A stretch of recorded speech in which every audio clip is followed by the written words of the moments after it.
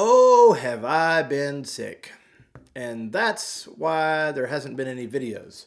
I feel like my glasses are crooked today.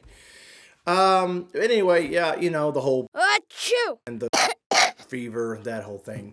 But I'm back, and today's topic is something that we unintentionally spend probably 10, 15, maybe even 20 hours a week over at our company, Primitive Pits, which at Primitive Pits is my day job where we build offset smokers, mainly for the commercial sector. So there isn't a day that goes by that we don't field a multitude of calls talking specifically about barbecue smokers, but about 1/3 of those calls always morph into questions about barbecue operation. We send multiple pits, commercial pits out every week, and some of those go to well-established barbecue joints.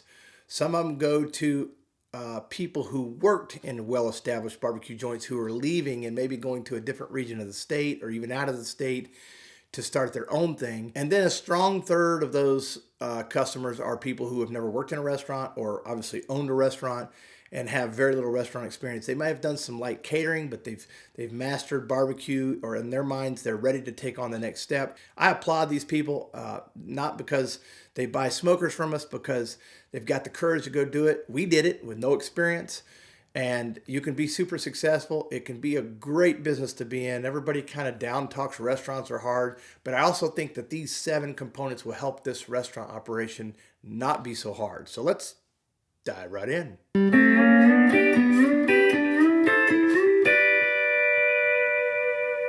Now this could translate outside of barbecue into, any restaurant conversation, but I'm specifically interested in craft barbecue and live fire cooking. There's just a lot of information, and I don't want you to think that I'm on a soapbox and have the end all. It's just input, and I've gotten a lot of messages and I've had a lot of conversations, and I feel like I could provide some input because we have experience in this particular area.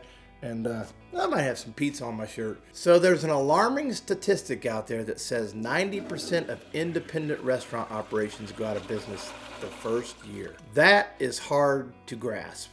Having owned a restaurant and a successful operation, which my wife and I never been in the restaurant business. Neither one of us had ever worked in a restaurant. I really understand how that could happen for people who had never owned a restaurant. So these 7 topics that I want to talk about today are things that we probably failed at most of them or over half of them, but realizing later that if we were to do another restaurant operation, these are critical components of being successful.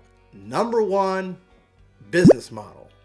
For starters, you got to have a business model. Yep, even in a barbecue business. So my passions were cooking the meat and live fire cooking and selecting the meat and maybe some of the menu items. So when it came to building a business model, my wife and I had to sit down and buckle down and discipline to be able to know exactly where we were going to go from that food truck and what was our trajectory into a restaurant. What was our roadmap? And that's what a business model is. All of this with the thought of you got to have great barbecue. You got to have great food. If it's outstanding, that's going to really be a great crutch for you. But that can only take you so far. If you don't have a business model, it's going to be tough. So the first question you ask yourself is, how are you going to start out? How are you going to build a buzz? How are you going to position your brand? How are you certain that your plan's even going to work? And probably most important, how are you going to convince people to come eat and try your food just once?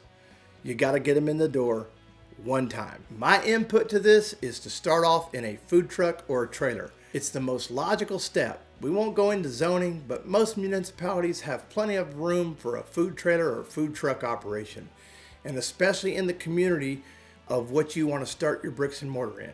But essentially you want to find a place where you can operate your mobile unit. Don't go hashtagging all these big hashtags of barbecue, trying to attract likes where they're going to be in Miami and New Zealand if your community is in Ames, Iowa. Start with your local community right there. Drop a pin where your food truck or trailer is, and just 3 miles out, find the colleges, the schools, firehouses, any businesses, and try to hashtag those guys. Get people interested to come try your food. A food truck and a food trailer is a little bit more economical. You might have to have a commissary, but a lot of municipalities have these shared commissary spaces. You don't need a huge kitchen. You just need the things that get your dishes clean, a 3-compartment sink, a hand washing sink, a refrigerator, place to store your dry goods that's safe. That's basically all a commissary is. course, a lot of them make you have a grease trap, but that just depends on what your municipality or county requires. But the economics are better based upon you're not tied to a long-term lease and a property and restaurant furniture and a lot of other expenses that will come down the road when you're successful. And number 2 is process, building your business process. That encapsulates a lot around what you're doing. If you start off just 1 or 2 days in a mobile facility or a food truck trailer or whatnot, it's going to give you ample time to start building your process, to start putting together information for your future employees. Absolutely take the spare time that you have to put together your processes so your employees will know what to expect. That's a huge bucket of items. That has to do with how you cook your food, your menu items, your wood, how dry your wood is, the certain process of how you cook, how you clean your bathrooms, how you greet customers. All of that should be some sort of communication that you can hand off to your future staff. I think you can build your process through books and manuals and detailed pictures, or what I like to do is throw a YouTube video, and of course you can mark it private and you share that with all your employees and your new hires. And not only do they have an expectation, but they have it on video. It's pretty detailed. It's obviously could be short. And one of the most important things is if they have to go revisit it, then it's right there at their fingertips. They can just go on their smart device and watch it. Without a doubt, the 2 most important components are, if you hire really good people that care, 1, give them an expectation, and 2, have a process, whether it's on video or on a book, a manual, that they can actually go by to understand exactly how you want things done. And number 3, hiring. You have to be able to attract talent, and you have to be able to retain talent, and you have to be able to find people that care. There's an old saying that you can teach anyone to do anything, but you can't teach them to care. And that is the absolute truth. So barbecue can propel you to a community spotlight. It can make you a local celebrity or even a national celebrity. I really respect the Central Texas barbecue scene based upon the people that are behind the scenes. The guys and gals that work at these places that have a real big figurehead, whether it's an Aaron Franklin or a Mike and Mark Black, Ronnie Killen, whoever it might be, those guys are not in the kitchen cooking very much. So you know a place that's celebrated like a Franklin barbecue in Austin, Texas. You know that Aaron Franklin himself is not sitting in that pit house working every shift cooking. He's hired great people. He's built a great process, and those people care about the product. In addition, that allows him to go out and be the face of the company and grow the business in different ways. That's what makes a place like that great. Number 4, you got to know your numbers. It's not the fun part of the business, for at least for me, but it's the important thing that will keep the barbecue operation running. Is you have to know your numbers. You got to have adequate cash to start up, and you need to know the numbers in your business to be able to function on a day-to-day basis. Of course, the first thing you need to do is establish a budget that will get you into your startup to buy your smokers and all your equipment. And go ahead and add 25% onto that. Somebody told me that once. I didn't really listen that well. I should have. 25% in fees and permits and all these other things that you don't know you need to have, you're going to end up needing that 25%. So if your budget's $100,000 to start up, you better have 125 handy. You never know what's going to pop up, whether it's a storm or ends up being something that closes your restaurant, a street closure, water main, whatever the case might be. Having some cash in the bank, that's going to help you out and let you sleep really good at night. If you're doing craft barbecue and you want to serve great food, you might as well throw those numbers you found on the internet out the door. If you're going to go after that prime brisket and that great cut of beef, you're probably not going to spend 22% on food costs. You're probably going to spend 32 to 35%. If you want great people in your operation, you're probably not going to be able to spend 20 to 25% on labor. You're probably going to spend 30% of your total weekly revenue on labor. And your general operational costs are probably still going to stay around that 12 to 15%, but if you want to take it to the next level and serve great food, you're going to have to make some compromises, but there's still plenty of meat on the bone, no pun intended, for some profit. And with outstanding barbecue and outstanding food, your revenues are going to grow. If you've got a line out the door, it's going to soften that feeling. You're spending about 8 to 10, 15% more on your food cost. Number 5 is you got to eliminate shortcuts. The old saying, good is the enemy of great. I mean, you ever wanted to get on an airplane that they took a shortcut to build it? Not me. Achieving great food quality and going through that tedious process is something that many just aren't willing to do. That's going to give you an advantage right off the bat. Don't expect a James Beard Award if you're going to cook your brisket and wrap it up in saran wrap, stick it in the refrigerator, and then pull it out and microwave it the next day right before your customers walk in. And number 6 is branding. I could talk a week about just branding.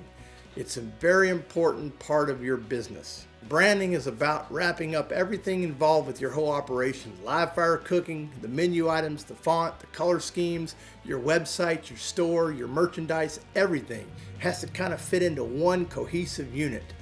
That is your story. That's how you get people to come in and try your food for the first time. Of course, having great food, they'll come back. They'll bring people, and that is part of your brand, to get them in the door one time. If your skill set's not really great at marketing and branding and you don't think that's your strong suit, then go on the internet and find maybe some of the things that you like about some of your favorite barbecue restaurants and write them down. The font styles, the color schemes, the menu items, the names of the menu items. Go look at some of your favorite posts on social media on Instagram and see what you liked about that. Was it just a picture or was it something else? There's always that key component to attract you, and that's the brand. And when you start out and you've given an opportunity to do catering, if the setting is good, take some photos, post them on Instagram. That's your identity. Tell your customers that you do catering, but that's the whole point. You got to tell your story. And number 7, this is just something that I throw in because I feel like it's really something that I have to concentrate on a daily basis. But you got to have a short to-do list and a long do-not-do list. If you're focused on your community and your product, then those two things are really what take the priority of your time. And I personally had some great experience with learning to have a short to-do list. I failed at it miserably in the beginning, especially when we opened up a bricks and mortar. When you see your restaurant's full, the very first thing is expand. Okay, so I spent a lot of energy growing a patio to fit 50 more people. And then I thought, well, we add some cornhole and some speakers and then add TVs. And for too long, I'm actually focused on all these other ancillary things in the restaurant that really didn't need my focus and attention right then. Maybe down the road is okay, but the most important thing I needed to focus on was my food, my community, and my customer that's in my restaurant right now. That's really important. Yeah, if you want to have live music and merchandise and all that stuff, it'll come. You just need to focus on the core of what your business is right off the bat. The craft barbecue scene right now is on fire. No pun intended, but we could always use some more really good barbecue places all over the community, even independent restaurants of any kind. Every community needs great independent restaurants with talented people serving outstanding food. I hope this video has been just a little bit of help for you, and I wish you luck. And if you're starting a place, then link it down in the comments below. Love to see it, and see you in the next video.